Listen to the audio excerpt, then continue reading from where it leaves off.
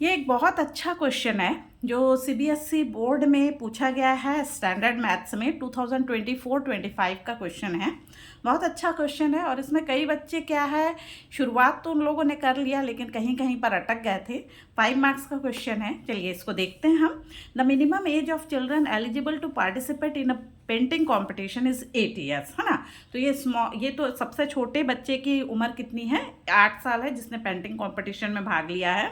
It is observed that the age of the youngest boy was 8 years and the age of the participants when seated in order of age have a common difference of 4 months. अब मतलब पहला बच्चा 8 साल का है, दूसरा बच्चा 8 साल 4 महीने का है, तीसरा बच्चा 8 साल 8 महीने का है एंड सो ऑन, है ना। If the sum of the ages of all the participant is 168 years, मतलब सारे पार्टिसिपेंट्स की एज को टोटल करके बता दे रहा है। Find the age of the eldest participant in the painting competition. Okay, तो यहाँ पर सबसे पहला बच्चा की एज कितनी है, 8 ईयर है। तो सबसे पहले इसको यंगेस्ट बॉय कितना आ गया, 8 ईयर्स ओल्ड, इसको हम ले लेते हैं ए, है ना। एपी का प्रॉब्लम है, ये ए ले लिया, मतलब शुरुआती टर्म हो गया, फर्स्ट टर्म हो गया ए हो गया 8 ईयर। अब कॉमन डिफरेंस कितना बोला है, 4 मंथ का। तो यहाँ पर कई बच्चों ने बहुत बड़ी गलती की, 4 मंथ दिया है तो कई लोगों ने 8 + 4 कर दिया।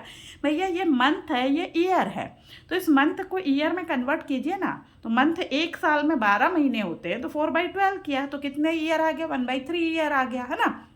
अब यहाँ पर इस चीज़ को सम ऑफ एजेस कितना दे दिया है, 168 ईयर्स। अब ये सम का फॉर्मूला लगा लीजिए, summation of all the terms n/2 2a + n-1 × d।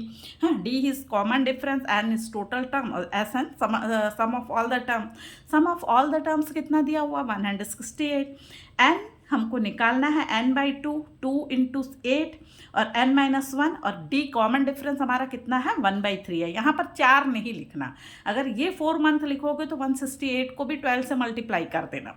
या तो इसको मंथ में कन्वर्ट कीजिए या फिर ईयर में कन्वर्ट कीजिए, ईयर वाला ज़्यादा ईजी है ना। अब यहाँ पर हमने इसको सॉल्व किया, ये 2 को तो पहले चूंकि सब में कॉमन है इसलिए हमने डायरेक्ट 168 के साथ मल्टीप्लाई कर दिया। अब ये इसको, इस टर्म को सॉल्व कीजिए।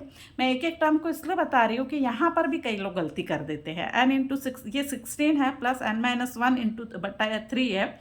इस 3 को हम क्या करेंगे, यहाँ पर पहले n को हमने मल्टीप्लाई कर दिया, 16n प्लस ये वाला n इसमें भी मल्टीप्लाई हो गया, n × n-1 × 3/3। अब 3 को हमारा क्या हो जाएगा, एलसीएम में चला जाएगा, यहाँ पर भी 3 से मल्टीप्लाई हो गया, प्लस n × n-1।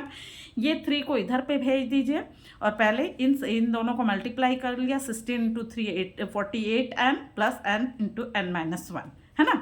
अब ये 3 को 336 से मल्टीप्लाई कर दीजिए, कितना आ जाएगा आपका, 1008। 1008 = 48n plus n² minus n, है ना।